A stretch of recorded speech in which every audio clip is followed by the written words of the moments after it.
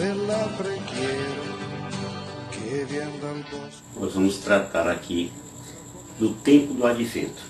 O advento é uma palavra que vem do latim adventus, né? Ou seja, chegada, do verbo advenire, né? Chegar a. Ele é o primeiro tempo do ano litúrgico na Igreja Católica, que no nosso calendário religioso ele corresponde às 4 semanas que antecedem o Natal. Pois bem, qual é a origem da celebração do Advento?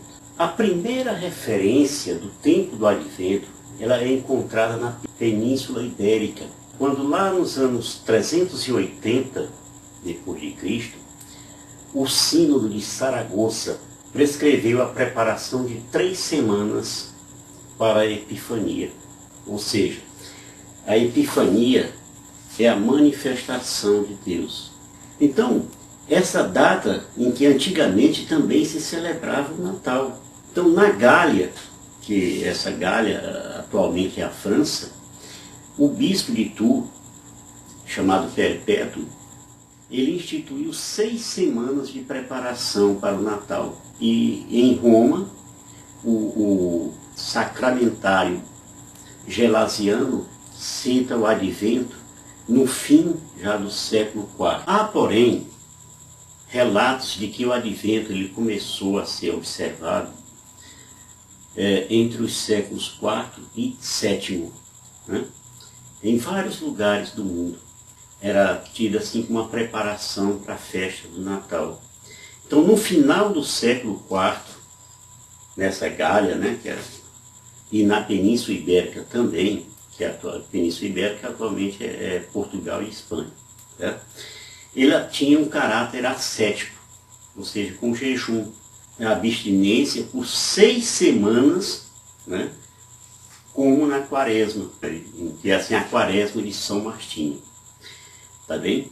Então, o caráter ascético para a preparação do Natal se devia à preparação dos catecúmenos para o batismo na festa da Epifania. Então, somente no final do século VII, 600 e pouco, em Roma, foi acrescentado o aspecto escatológico, já recordando a segunda vinda do Senhor. E isso aí passou a ser celebrado durante 5 domingos. Então, surgido na Igreja Católica, passou também para as igrejas reformadas. Em particular, a Igreja Anglicana, a Igreja Luterana, a Igreja Metodista, certo? E também a Igreja Batista, dentre outras, certo? A Igreja Ortodoxa tem um período de 40 dias de jejum como preparação para o Natal, certo? Isso aí eu só estou lhe dando uma base para você compreender o porquê do Advento, tá certo? E qual é a teologia do Advento? O Advento ele recorda a dimensão histórica da salvação.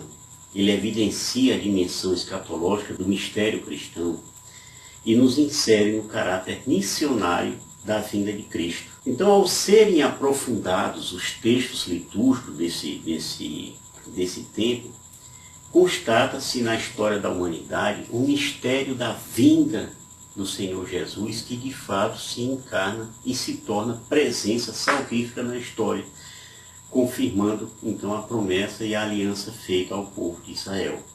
Tá certo? Deus, que ao se fazer carne, planifica o tempo, isso está em Gálatas 4:4, e torna próximo o reino de Deus. Já isso em Marcos 1, no versículo 15. O Advento, então, ele recorda também o Deus da revelação, aquele que é, que era e que vem, né? Como a gente vê em Apocalipse 1, no capítulo 4-8. Ele que está sempre realizando a salvação, mas cuja consumação se cumprirá no dia do Senhor, no final dos tempos. A luta e vigília. O Advento é um tempo de expectativa. O Catecismo da Igreja Católica, no seu parágrafo 672, diz que Cristo afirmou, antes de sua ascensão, que ainda não chegara a hora do estabelecimento glorioso do reino messiânico, que era esperado por Israel, que deveria trazer a todos os homens, segundo os profetas, a ordem definitiva da justiça, do amor e da paz. Então o tempo presente é, segundo o Senhor, o tempo do Espírito e do testemunho, mas é também um tempo ainda marcado pela tristeza, né? E além da tristeza, pela provação do mal, que não poupa a igreja e inaugura os combates dos últimos dias. Então, no parágrafo 673, o parágrafo seguinte do Catecismo, é mostrado que a partir da ascensão, o advento de Cristo na glória já é iminente, embora não nos caiba conhecer os tempos e os momentos que o Pai fixou com sua própria autoridade. Então, este acontecimento escatológico pode ocorrer a qualquer momento, ainda que estejam retidos tanto ele como a aprovação final que há de preceder esse momento. Pois bem, qual é a espiritualidade do advento? Então, Deus é fiel às suas promessas. O Salvador virá. Daí a alegre expectativa que deve não só ser lembrada, mas também vivida, certo? Pois aquilo que se espera acontecerá com absoluta certeza. Portanto, não se está diante de algo irreal, de alguma coisa fictícia, passada, mas diante de uma realidade concreta e atual.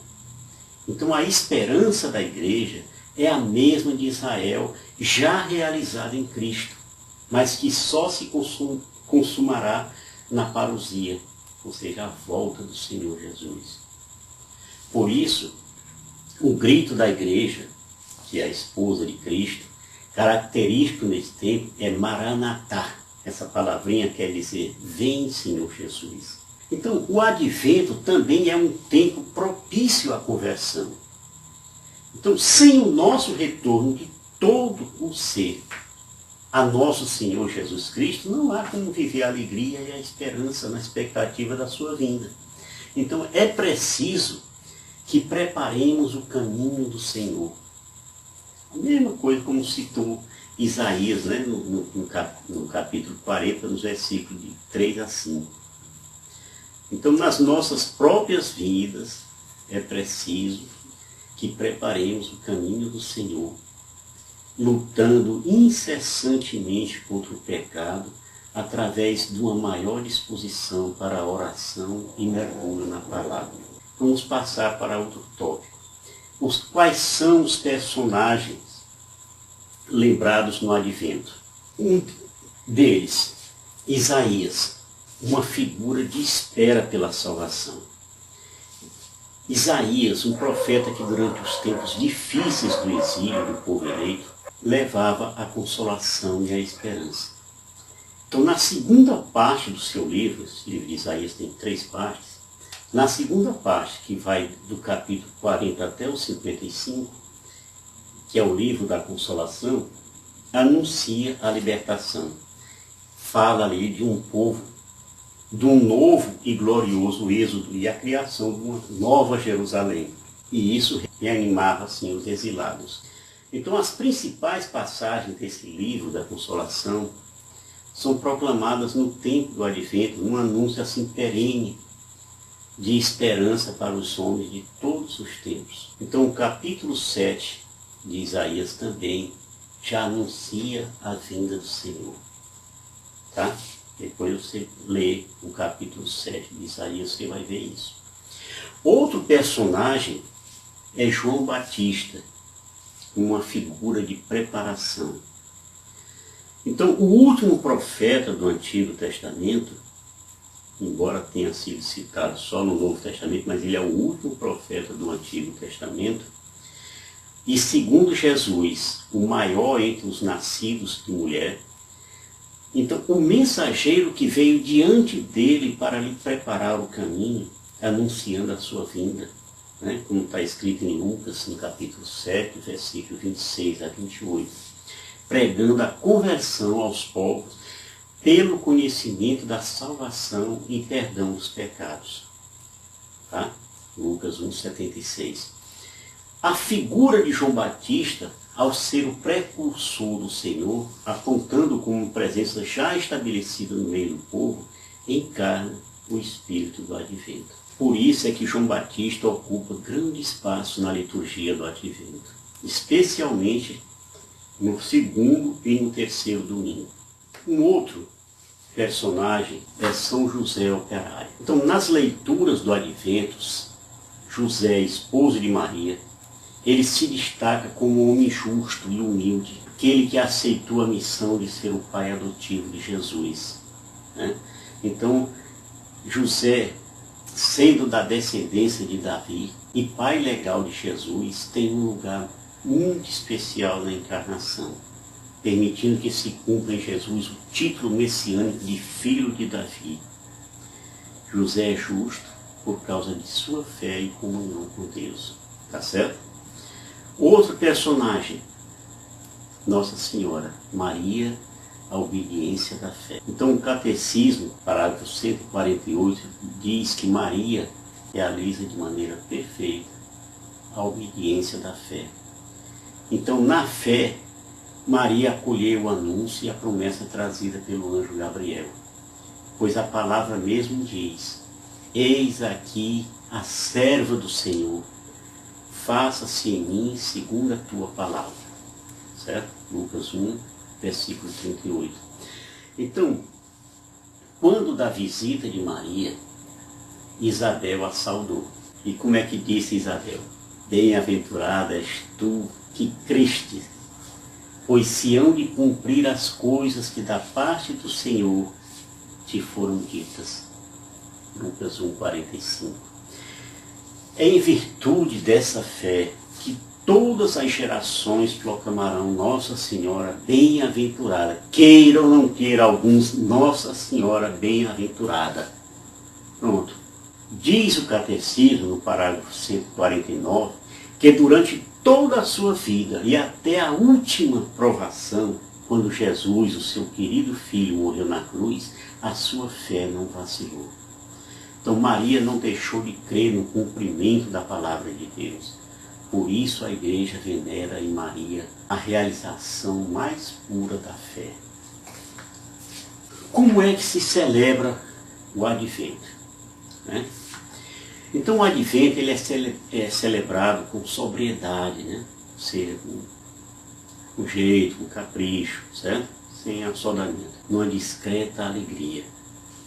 Nós não cantamos nessa época o Glória, por quê? Porque o Glória se reserva para a festa do Natal, que já é o nascimento do Senhor. Então os paramentos litúrgicos são de cor roxa, bem como o véu que recobre o ambão, a bolsa do coral e o véu do cálice, né? Como um sinal, essa cor roxa é como um sinal de recolhimento e conversão, certo? Em preparação para a festa do Natal. Então a única exceção nesses domingos todos é o terceiro domingo.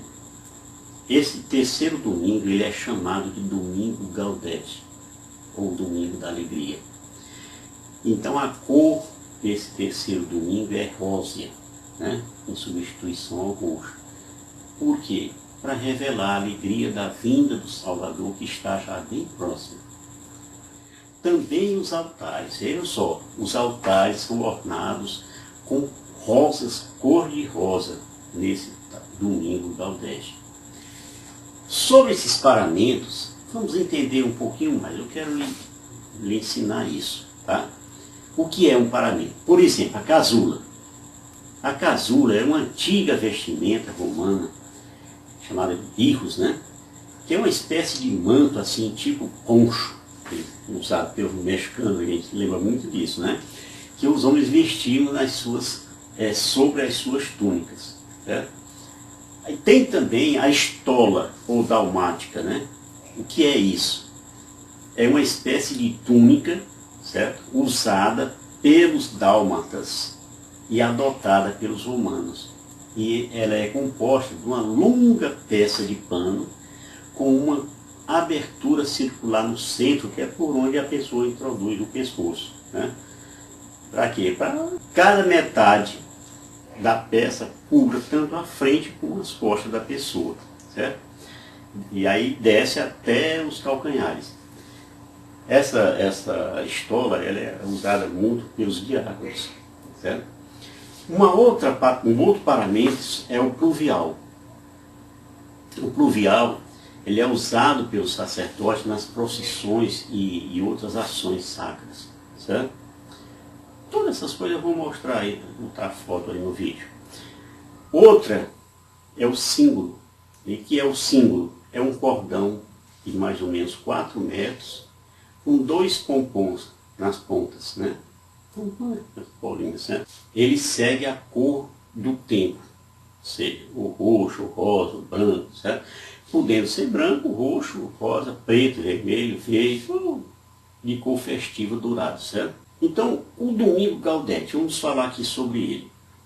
Ele refere-se à primeira palavra do introito desse dia, que é tirado da segunda leitura que diz: alegrai-vos sempre no Senhor.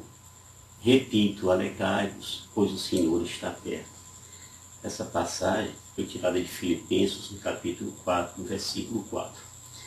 Então, esse Domingo Gaudete ele é também chamado de Domingo Mediano. Por quê? Porque ele marca a metade do tempo do Advento.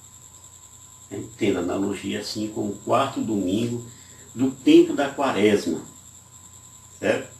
Chamado de Létare. Tradicionalmente, no dia do início do Advento, são montados o presépio, certo? E a árvore de Natal, tradicionalmente, além de se colocar também a coroa do Advento. Tá bom? Então, por falar em coroa do Advento, vamos falar sobre os símbolos do Advento. Vamos começar com a coroa, né, que é uma grinalda ou guirlanda também. Ela é feita de galhos verdes entrelaçados, né, formando assim um círculo. Nesse círculo são colocadas 4 velas grandes, né, que essas velas representam as 4 semanas do Advento. Então, essa coroa é colocada ao lado do altar. Em todas as paróquias, em todas as igrejas que você for, você vai ver isso. Vai ter lá uma coroa bem grande, colocada ao lado do altar. Então, todo domingo, 1º, 2º, 3º e 4º domingo do Advento, vai ser acesa uma vela. Elas não são acesas as 4 de uma vez só, não. Todo domingo é acesa uma. Certo? No domingo seguinte, a primeira vai também ser acesa e a segunda.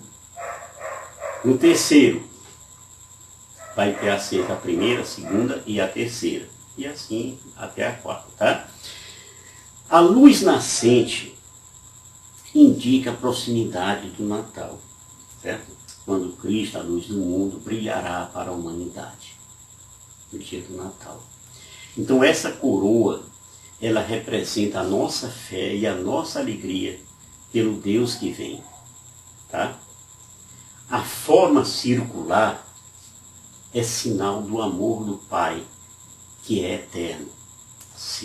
Além disso, o círculo dá uma ideia de elo, né? De união entre Deus e as pessoas, como uma grande aliança. Certo? Então a coroa do Advento, essa ideia, ela nasceu em Hamburgo, uma cidade da Alemanha, há mais ou menos uns 100 anos. Então, naquela cidade portuária, havia muitas crianças órfãs, crianças sem teto, e essas ficavam perambulando na rua atrás de esmolas, certo? Atrás de alguma caridade. Então, tinha um pastor luterano, né, chamado Johann Heinrich Michel, que ele morava naquela cidade e construiu uma grande casa onde ele abrigava essas crianças de rua. Então, todo ano ele celebrava o tempo do Advento com meditações, cânticos e reflexões que falavam desse tempo que antecede o Natal. Então, para contextualizar aqueles momentos, o pastor Richard pendurou uma roda, certo?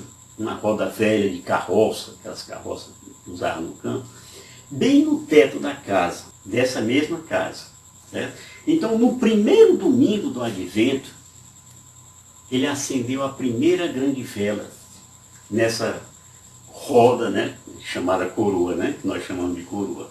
Nos 6 dias seguintes, 6 velas pequenas. Você tinha uma grande, aí ia colocando uma vela pequena a cada dia, segunda, terça, quarta, quinta, sexta, sábado. No segundo domingo, ele acendia a segunda vela grande, e assim sucessivamente, né? E aí, um dia antes do Natal, queimavam as 24 velas nessa roda. Então a roda iluminava mais e mais a sala, à medida que o Natal se aproximava. É importante isso, interessante, né? Cada vela tinha lá o seu significado. Passaram-se então 2 anos e essa pequena comunidade decidiu enfeitar a roda iluminada com ramos de pinheiro, né? Como um sinal de vida. Foi assim que nasceu então a primeira coroa do Advento. E isso aí justamente dentro da igreja luterana. Então a fita que tem também nessa coroa e o laço vermelho em volta da grinalda simbolizavam o amor de Deus e o Espírito Santo, que embalava toda a criação que é remida do pecado com a chegada de Jesus Cristo, certo? Então as bolas, aquelas bolinhas coloridas, simbolizavam os frutos do Espírito Santo que brotam no coração de cada cristão. Diria assim: a coroa é o símbolo de vitória e do prêmio pela vitória.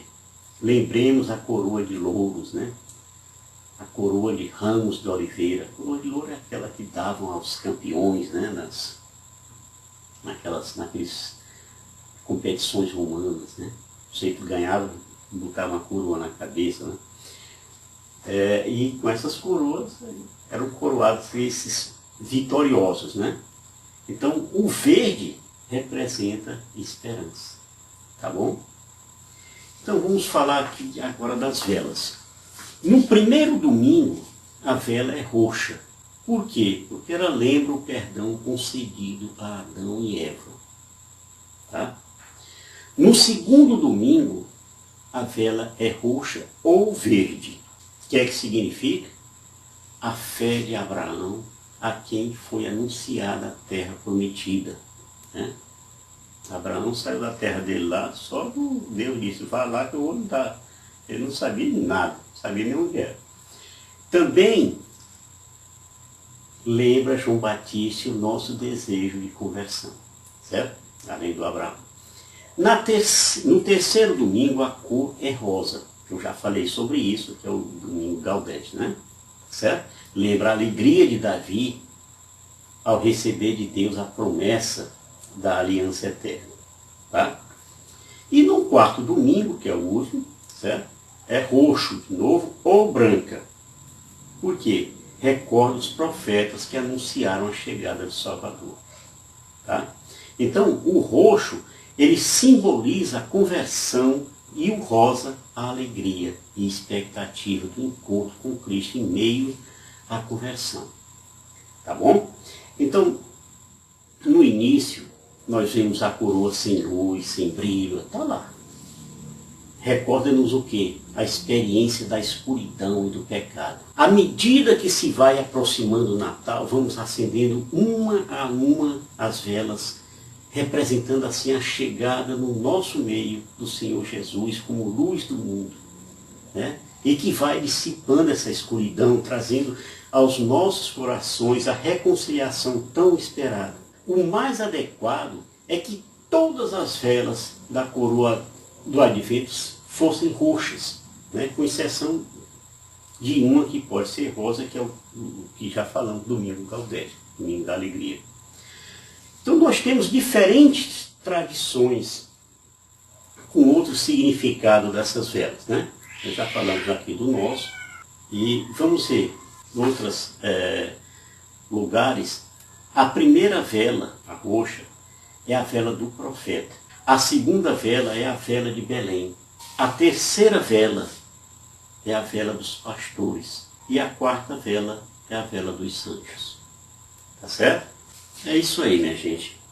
Nós vamos aproveitar esse tempo de espera para a nossa conversão, para uma reflexão sobre o que está acontecendo à nossa volta, sobre as nossas atitudes em relação a tudo isso. Tempo de espera. Shalom.